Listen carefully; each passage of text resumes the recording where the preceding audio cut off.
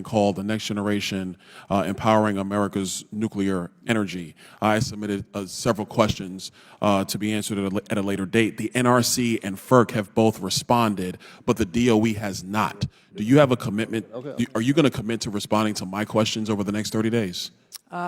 I'm not sure about over the next 30 days, but definitely we will commit to responding to your questions. I know it's in a review process, but we're also happy to sit and with you in person and brief too on answers, but it is in a review process right now. Madam Secretary, this was January. It is now May. Yep. You got 4 or 5 people sitting behind you. What other review processes do you need to answer just one member's questions from Congress? Believe it or not, it's beyond them. It's oh, I know it's beyond them.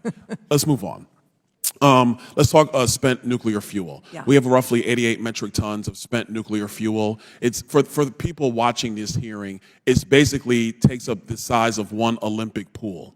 Many countries, including France, one of our great friends and partners around the globe, they have invested in recycling spent nuclear fuel now. And the amount of spent nuclear fuel we have in the United States, we could power the United States for roughly 400 years.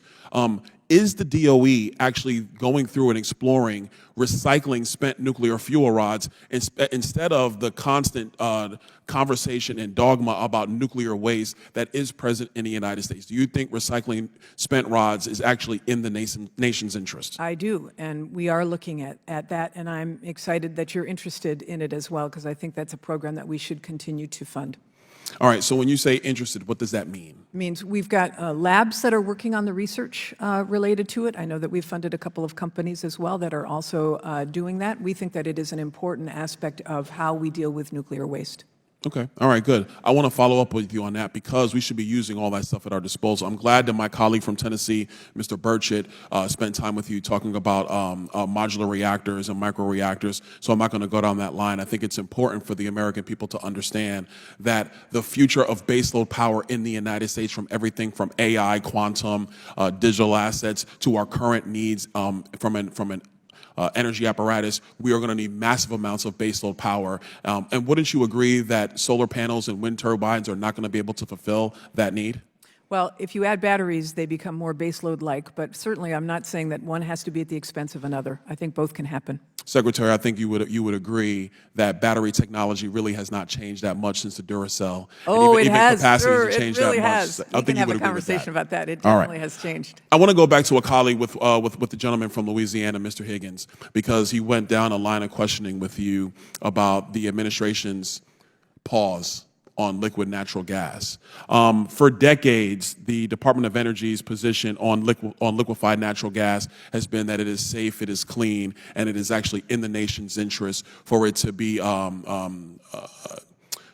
procured and then also used in the United States and obviously transported and traded around the globe.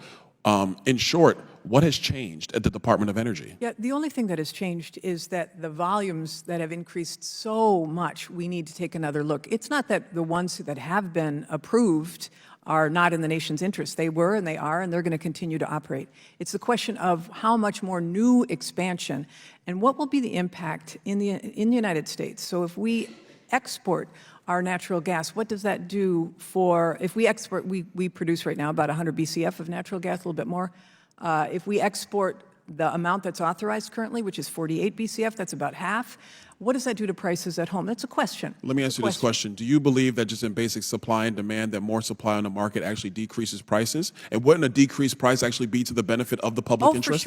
For sure it would be. So then what are we talking about, Secretary? So this is what we have to look at. So one of the questions that we are looking at, we also have to take a look at what it does for global supply, our allies, all of that. And again, this is a good conversation, but you know, congressional hearings, our time's limited. Yes, sir. Considering what is happening right now in Ukraine, isn't it in the public's interest here in the United States to increase exports of liquefied natural gas to cut down the ability of the Russian regime to actually earn money in the open market? We are exporting natural gas. We are not stopping that. Hold on, Secretary, hold on a minute. I'm gonna reclaim my time because I got 18 seconds now. We're not in a debate. This is a hearing, but you have put a pause.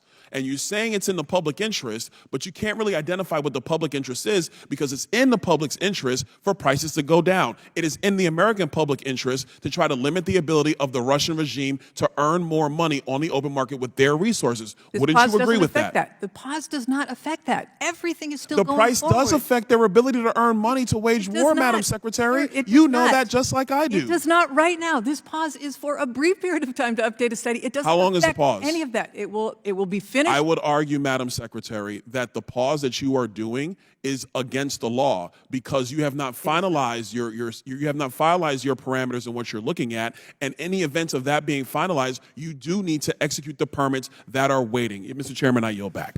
Gentleman yields back. Chair recognizes Mr. Kassar from Texas.